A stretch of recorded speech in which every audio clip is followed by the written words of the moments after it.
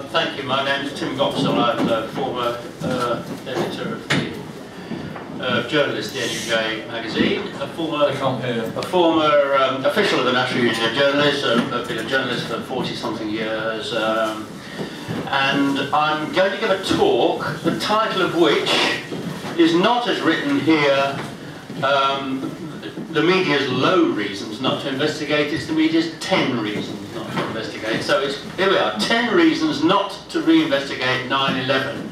And I'm just going to shoot through them and comment on them. Number one, if you do seek to investigate 9/11, you will be called a conspiracy theorist by David Aronovich and a lot of other people. I'm sorry, I don't think that we don't see David Aronovich here today, which is a shame. I'm sure he'll listen to the recording if it goes online. I was going to charge £250 then. Yes, but I'm sure he'll listen to the recording, he'll have something to say. This is not a serious reason, obviously. David Aronovich is an attack dog that's wheeled out by the ruling class to defend their interests from time to time. It's very entertaining. Nobody would bother too much, I don't think, about being called a conspiracy theorist. As I say, I think it is a shame he's not here. I would certainly welcome him if he was. And I think also we should welcome the representatives or agents of the intelligence services who are here today. I certainly hope they're here. If they're not here, they're not doing their job. And I'm paying taxes for these people, and I want them to do their job properly. They also might listen and pick up a few ideas. Reason number two, you really are a conspiracy theorist. Now this is actually quite serious. As a matter of fact, all the 10 reasons I'm going to give not to reinvestigate 9/11 are actually perfectly serious. You really are a conspiracy theorist. In other words, you are setting out to prove the United States military and intelligence establishment guilty in advance. You're following a political agenda which is anti-imperialist, anti-US, and you're looking for evidence to prove that point. That is what may be charged, may be levelled at people, it may be true of some people. Number three, the conspiracy theories are all balmy and prevent serious discussion of the issues. Now, I mean, yes, a lot of people do say very balmy things. It doesn't prevent discussion of the issues. We've had a few balmy things said this morning that I've heard. But obviously, journalists would be expected not to consider those. However, it is a consideration, and a lot of the consequences of the theories lead to their instant debunking. But I should say that I'm not a particular authority on this matter. I don't follow it that closely. I follow it as a generally interested person and who thinks that these things ought to be discussed and to lift the taboo. But that leads to the fourth reason, which is the evidence that 9/11 truth campaigners throw around is disjointed, inconsequential, and irrelevant.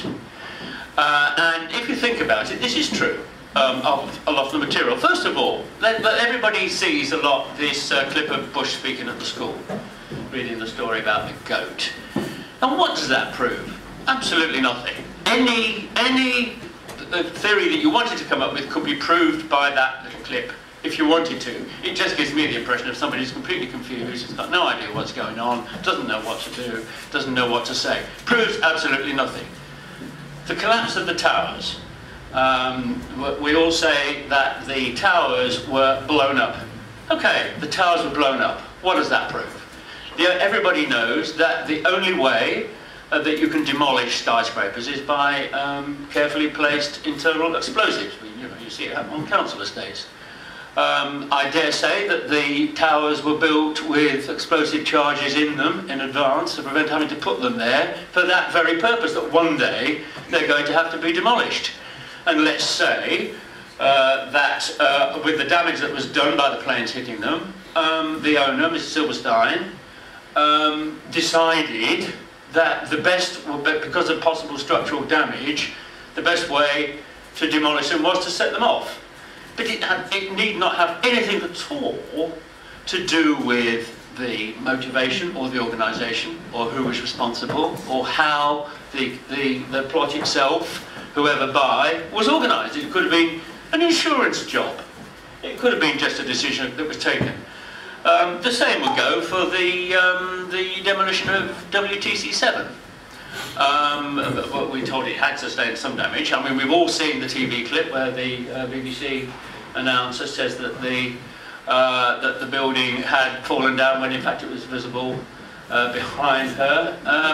I actually, as a journalist, did once attempt to get in touch with, I've forgotten the woman's name now, but I'm sorry, but yes, but I didn't try very hard. She's gone to ground, she doesn't speak to anyone, but after all, it's not her fault, is it? I mean, she just read what was presented to her by somebody else. And the editors who wrote the script, they're not going to come clean, are they? They're not going to say that they were misinformed. So that again is not necessarily consequential. It could have been blown up for the same reason. We were always told that it was absolutely impossible, that all the supposed phone calls from the people in the planes were faked because you couldn't call the ground from 20,000 feet or whatever the planes were at then. Well, I mean, it has now been proved that's all true. The planes have telephonic connection with the ground, yes. So I mean, but even that wouldn't prove anything about the origins of the atrocity. We're told that no plane hit the Pentagon. This may or may not be true, but it does raise the question, if a plane didn't hit the Pentagon, and you also hear the stories that the planes that hit the towers were not the actual planes, but some kind of replica, what happened to the planes? I mean, did they come down in the sea, or were they landed somewhere else? Are there, what is it, 700 people living secretly somewhere that nobody in the world has ever heard from since, have never established any contact with anybody? It does beg a belief. I mean, these are objections that can be raised. So number 5 is that it was not a conspiracy but a cock-up. This is a very popular explanation. Given the proliferation and the rivalry and obstruction and non-cooperation between American intelligence agencies, it is perfectly possible that information that was held was not passed. I think there's no doubt that information about the alleged conspirators was quite widely held in various US agencies. And it could, but a lot of people have said to me in the last couple of weeks, well, it was just they didn't get their act together, they're all knifing each other in the back, and it was just a cock-up. So that is another reason not to investigate. Number 6 is, it is inconceivable that the leaders of a nation will be prepared to slaughter thousands of its citizens for their own political ends. This seems to me to be a perfectly serious point, because the people who were killed in the towers were not any old people. It wasn't like the bombing by Timothy McVeigh of the building in Oklahoma City, which was 160, was it, public service workers. These were the masters of the universe. The people who worked in the towers were in the finance industry, the absolute paragon of American society. The first plane hit the tower at 10 to 9 in the morning. Who's working at 10 to 9 in the morning? Industrial workers, manual workers, agricultural workers, people who need daylight, and finance workers who start very early to pick up the markets, information from the markets elsewhere in the world, in the Far East and Europe. And anybody who was planning that was quite deliberately targeting citizens that the United States considers extremely valuable and important. Number 7, it makes perfect sense that it was jihadists or Al-Qaeda who did the bombing, because it is completely consistent with everything else they've said and done. They've claimed responsibility for it. As a matter of fact, you may have seen a story a couple of weeks ago that when some jihadists in Yemen criticised the United States military establishment for complicity in the bombing, in the atrocity, that Al-Qaeda put out a very shitty statement saying that's complete lies, we did it. Everybody knows it wasn't the Americans who did it, we did it. And it's also, I understand, I'm not Muslim, but I understand from people that the kind of image of the thunderbolt coming down from the sky and wrecking Mammon is quite comprehensible in Islamic thinking. That the Al-Qaeda organisation and its offshoots were dedicated to attacking the US because of the presence of infidel US troops on sacred Arabian soil, that they've been talking about that for years, that they have been involved in the first attack on the World Trade Center in 1995, and therefore it's completely consistent that it should have been those people who were responsible. It's very different from other faked atrocities which were faked to give excuses for wars or invasions. Particularly, for instance, the current example in America, Gopsill, the Iranian who's been arrested in Texas as a second-hand car dealer who is supposed to plan to assassinate the Saudi and Israeli ambassadors.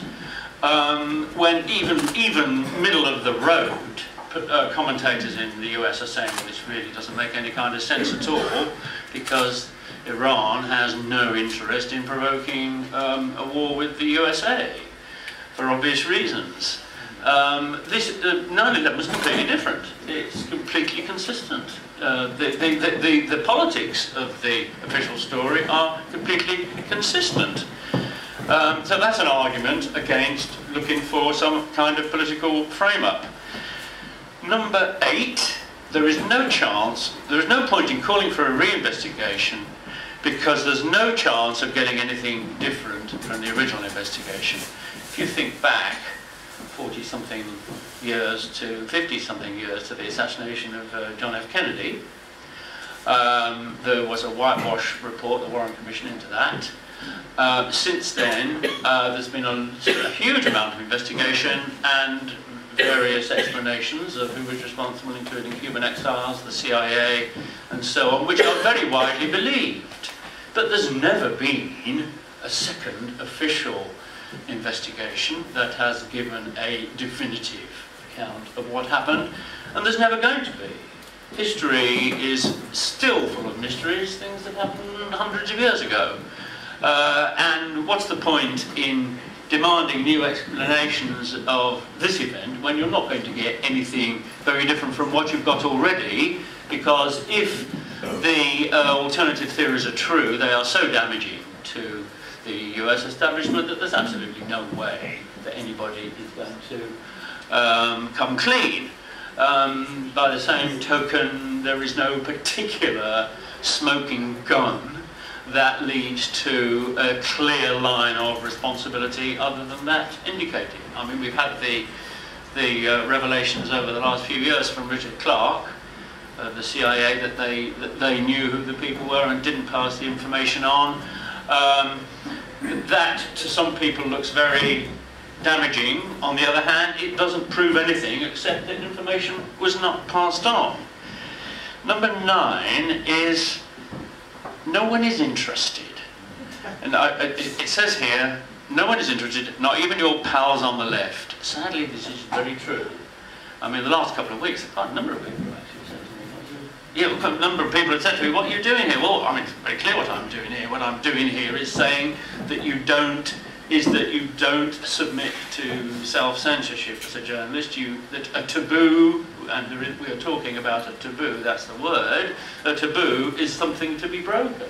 However, it is a fact that most people, a lot of people who are active on the left, don't touch this issue with a barge pole because they think it is too difficult. And that's number 10, is it's not worth the trouble. You can't win. You'll be taking on too much. You will be taking on the greatest concentration of power on earth. You're talking about the American military and intelligence establishment of an worldwide imperial system, which may be in decline, but is still, as far as our country is concerned, absolutely dominant. And this seems to me to be the key reason.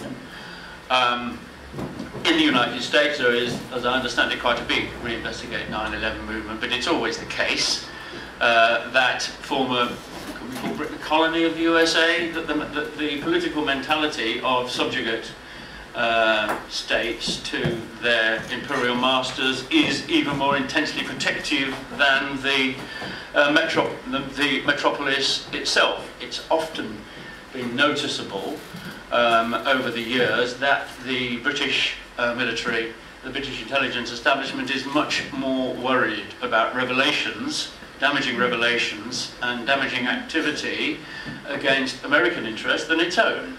People who go and demonstrate at Menwith Hill or other sensitive US installations in Britain are much more harshly dealt with than people who go and demonstrate at British bases. If you go back over the years to the thing I was involved in years ago, all the events around the deportation of the former CIA agent Philip Agee and the American journalist Mark Oswald. I don't know if people here remember that, but there was a huge upset about that, with 3 British journalists being placed on trial under the Official Secrets Act. They were heavily, in fact, they got off into trials because the whole thing, there was political resistance then, and they were able to be defended. But the motivation behind the prosecution and the harassment of people involved in their support was, again, more intense than it would have been against anybody who was criticising or questioning British interests. There is, and this is the secret. This is a secret of not just British journalism, but British politics, which I'll come to in a moment through another example. One of the biggest criticisms that people make of political criticisms of British media and international coverage is their bias in favour of the State of Israel.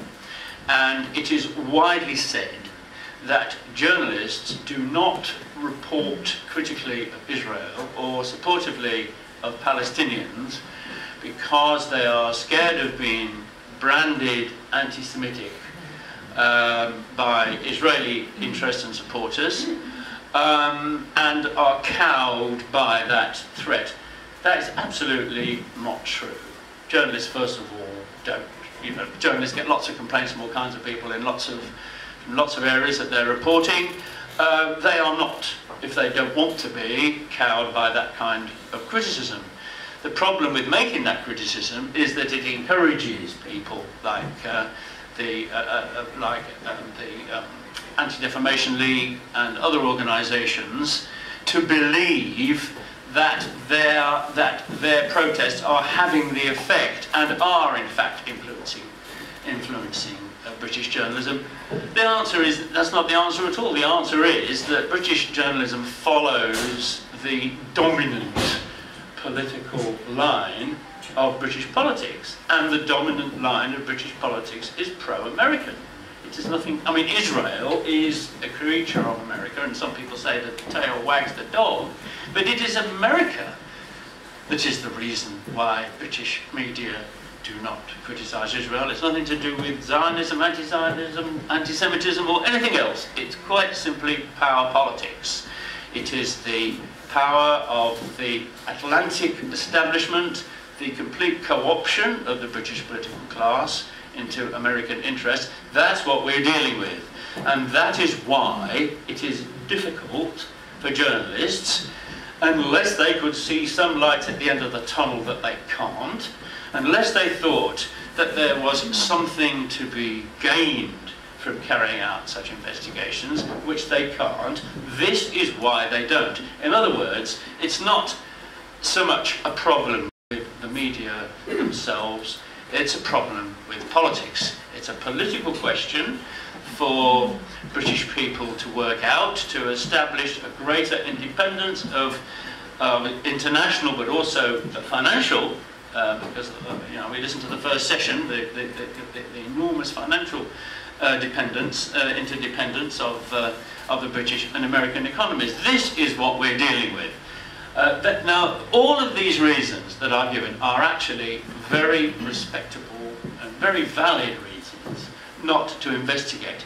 However, they do not overcome, because nothing overcomes, the basic obligation of journalists to investigate issues that are like this, which have enormous consequences and importance. You might even say the more difficult thing is the more people should be obliged to do it.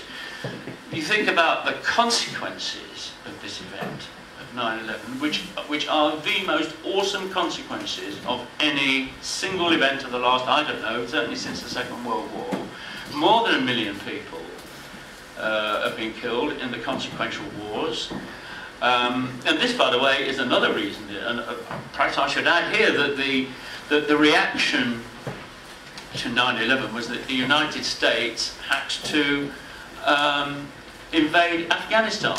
Nobody wanted to invade Afghanistan. Everybody knows that whenever imperialists go to Afghanistan, they get kicked out with a big kick up the bum and gain nothing, because it's happened so many times with imperial powers before. What they wanted to do was invade Iraq. They had plans to do that for a long time. They didn't want to get chasing around the caves of Tora Bora. They wanted to drop bombs on Baghdad and seize control of the oil fields. Well, the reaction to 9/11 meant that they had to go and invade Afghanistan, and of course they're still stuck there. So you might make that an 11th or a 12th reason.